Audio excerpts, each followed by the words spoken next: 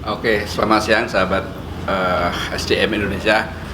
Ya, hari ini saya ada di tengah-tengah acara festival seminar APIO, yaitu Asosiasi Psikologi Industri Indonesia, dan sekarang ini saya berjumpa sama ketua umumnya, ketua umum APIO.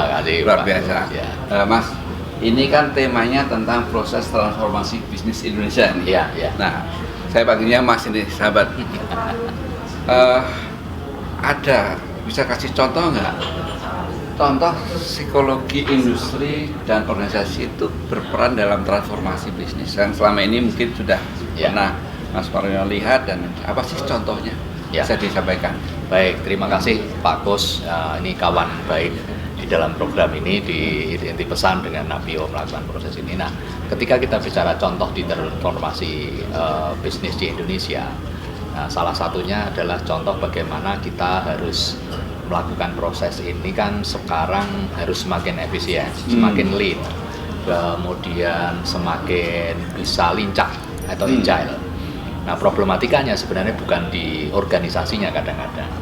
Problematikanya adalah di orangnya. Jadi begitu orang diajak untuk melakukan sesuatu yang berubah, dia meninggalkan kenyamanan yang ada, dan ini problem-problem psikologis yang harus didekati.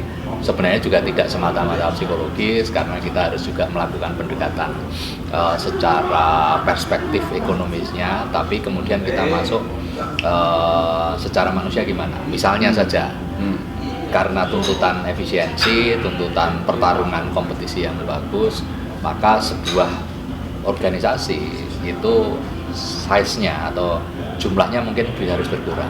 Cuma kadang-kadang dari pendekatan yang paling mudah itu kan restrukturisasi. Tapi kan selalu akan ada dampak yang berat. Nah, bagaimana kita melihat bahwa apakah semuanya harus restrukturisasi atau ada sesuatu yang alami misalnya. Nah, sehingga supaya ketika kita berubah itu yang merasa sakit hati, yang merasa ini tidak terlalu Nah, itu makanya ada beberapa pilihan. Nah, itu tapi pilihan itu sangat tergantung pada diskusi dan pendekatan secara keperilakuan, artinya secara kemanusiaan. Begitu.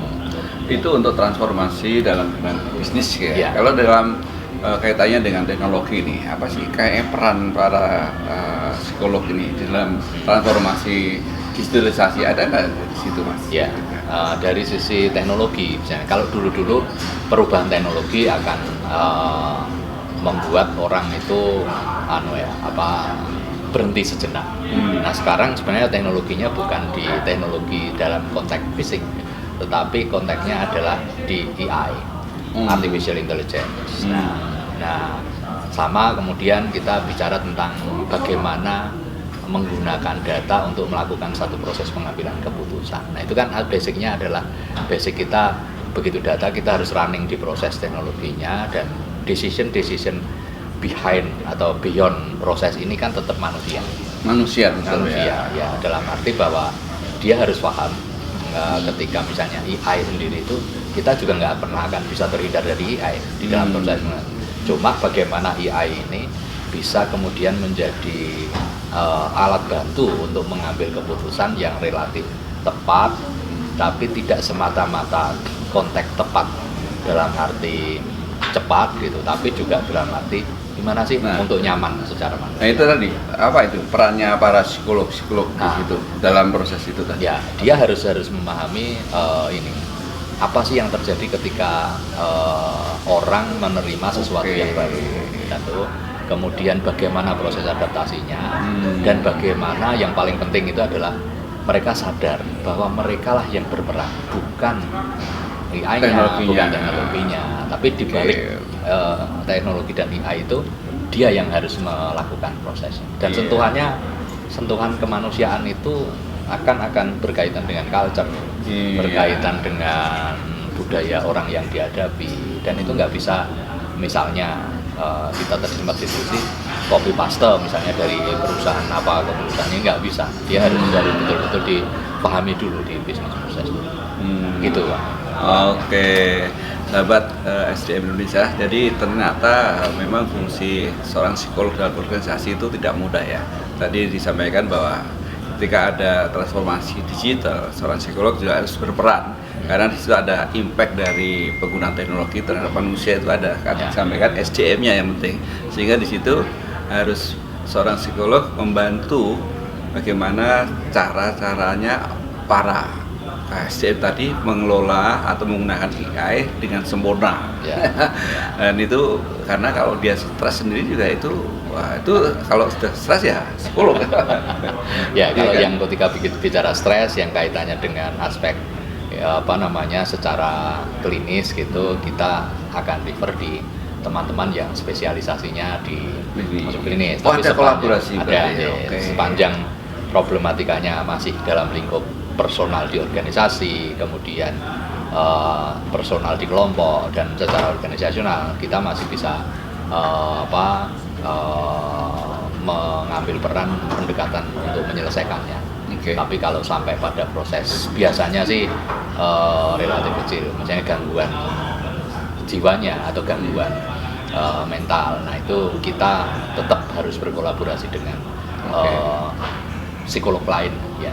Jadi kita tidak harus tertutup, kita terbuka dengan bidang-bidang lain dan juga termasuk ke profesi-profesi di luar psikologi. Oke, Mas, ini terakhir nih pertanyaan, apa fungsinya seorang psikolog Indonesia itu ikut di APIO? Artinya kira-kira apa ya, kenyamanan apa yang didapat atau benefit apa yang didapat seseorang kalau dia sudah lulus psikolog akhirnya harus bergabung di APIO gitu.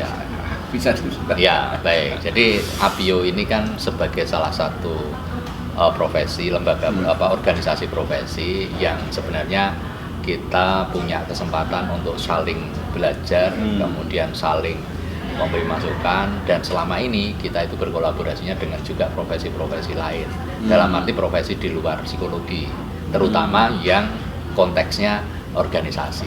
Harapannya kita tidak menjadi terkurung pada satu perspektif yang kecil, tapi dengan melihat cakupan yang lebih luas, maka di APIO kita ajak untuk selain berbagi peran, tapi kita juga punya kesempatan berkontribusi. Misalnya dengan yang selama ini kita lakukan dengan UMKM, dengan pemerintah, atau dengan kajian-kajian leadership. Iya, saya kira itu dulu sahabat SDM Indonesia.